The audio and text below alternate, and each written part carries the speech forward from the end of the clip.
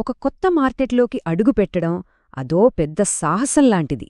అవకాశాలు బోలెడుంటాయి, కాని అదే సమయంలో తెలియని ప్రమాదాలు కూడా పొంచి ఉంటాయి. అసలు కథేంటంటే, ఈ రిస్కులను మనం ఎలా డీల్ చేస్తామన్న దానిపైనే మన గెలుపోటములు ఆధారపడి ఉంటాయి. కరెక్ట్, ఇదేగదా అసలైన ప్రశ్న. పెద్ద పెద్ద వ్యాపారవేత్తలు, లీడర్లు అందరూ దీని గురించి ఆలోచిస్తారు. అంటే గుడ్డిగా దూకేకుండా ప్రతి అడుగుని ఒక లెక్క ప్రకారం పక్కా ప్లాన్తో ఎలా వెయ్యాలి. ఓకే, అయితే రండి, దీని గురించే మనమిప్పుడు లోతుగా తెలుసుకోబోతున్నాం. ఈ విశ్లేషణ ముఖ్య ఉద్దేశమేంటంటే, ఒక కొత్త మార్కెట్లోకి వెళుతున్నప్పుడు వచ్చే రిస్కులను ఎలా ఎదుర్కోవాలో చెప్పే ఒక సింపుల్ ప్రాక్టికల్ గైడ్ అందించడమే.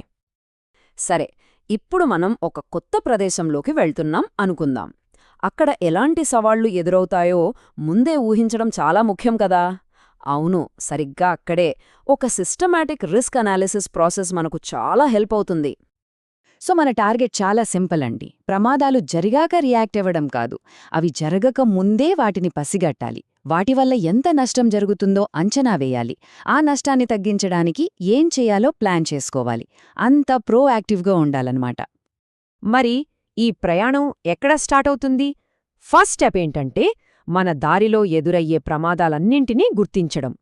ఇది అచ్చం ఒక కెప్టెన్ సముద్రంలోకి వెళ్లే ముందు మ్యాప్లో ప్రమాదకరమైన ప్రదేశాలన్నింటినీ మార్క్ చేసుకున్నట్టు ఉంటుంది. దీన్నే టెక్నికల్గా రిస్క్ ఐడెంటిఫికేషన్ అంటారు.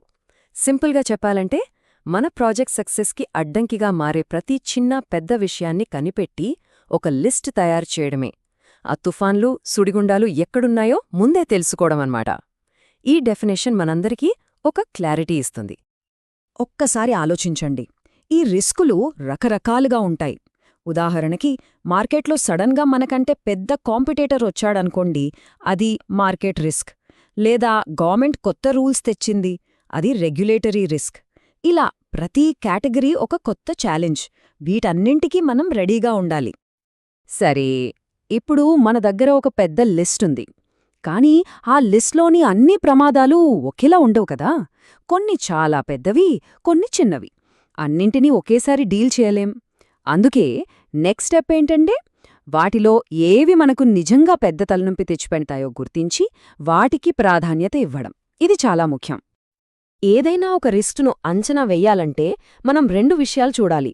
ఒకటి, ఆ ప్రమాదం జరగడానికి ఛాన్స్ ఎంత ఉంది, అంటే దాని సంభావ్యత. రెండోది, ఒకవేళ అది నిజంగా జరిగితే మనకు ఎంత పెద్ద దెబ్బ తగులుతుంది, అంటే దాని ప్రభావం. ఇప్పుడు చూడండి, ఇదే రిస్క్ ఇంపాక్ట్ మ్యాట్రిక్స్. ఇదొక నావిగేటర్కి కంపాస్ లాంటిది. మన భయాలన్నింటినీ ఒక క్లియర్ ప్రయారిటీ లిస్ట్గా మార్చేస్తుంది. ఈ టేబుల్లో ఎరుపు రంగులో ఉన్నాయి చూసారా, వాటిమీద మనం వెంటనే ఫోకస్ పెట్టాలి. అవి హై ప్రయారిటీ అన్నమాట. అసలు రెడ్ జోన్ రిస్క్ అంటే ఏంటి? ఈ నిర్వచనం మనకు క్లారిటీ ఇస్తుంది.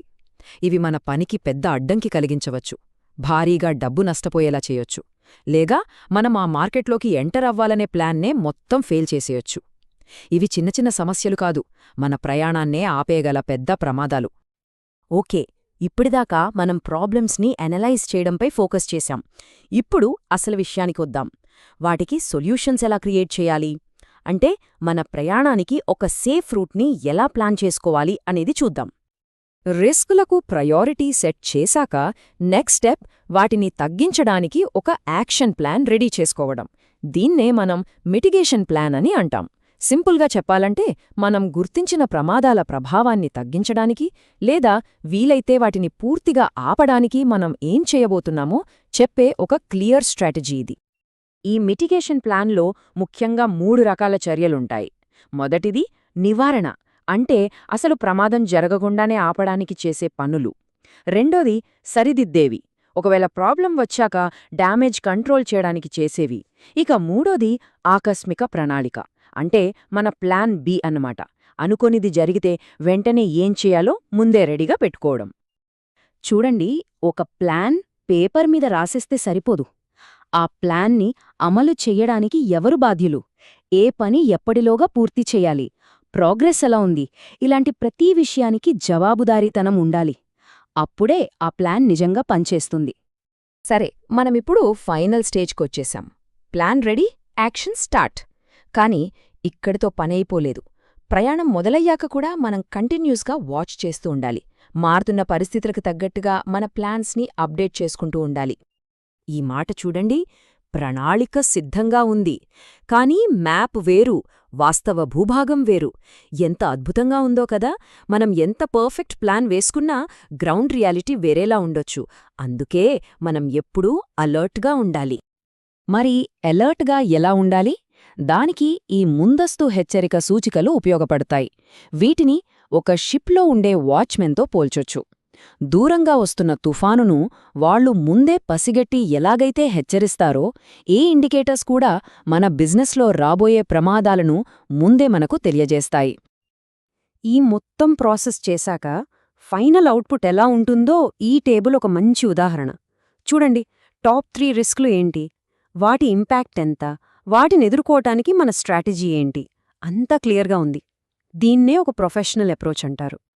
సో మనం ఇప్పటిదాకా చర్చించుకున్న ఈ అనాలిసిస్ మొత్తం ఈ ఒక్క ప్రశ్నకు సమాధానం చెప్పడానికి. ఈ కొత్త మార్కెట్లో మనకు ఎదురయ్యే అతిపెద్ద రిస్కులు ఏంటి, వాటిని ముందుగానే పసిగట్టి సరైన ప్లాన్తో ఎలాంటి ఇబ్బంది లేకుండా విజయం ఎలా సాధించాలి అని. సరైన ప్లానింగ్తో మనం ఏ మార్కెట్లోనైనా నిలదొక్కుకోవచ్చు. చివరగా ఒక ప్రశ్న. ప్రతి గొప్ప ఐడియాలోనూ, ప్రతి పెద్ద బిజినెస్ ప్లాన్లోనూ ఎక్కడో ఒకచోట ఒక తెలియని ప్రమాదం దాగి ఉంటుంది. మీ తదుపరి పెద్ద ఆలోచనలో అలాంటి దాగి ఉన్న రిస్క్ ఏమై ఉండొచ్చు? ఈ ఫ్రేమ్వర్క్ను ఉపయోగించి దాన్ని ఎలా కనిపెట్టచ్చో ఒక్కసారి ఆలోచించండి.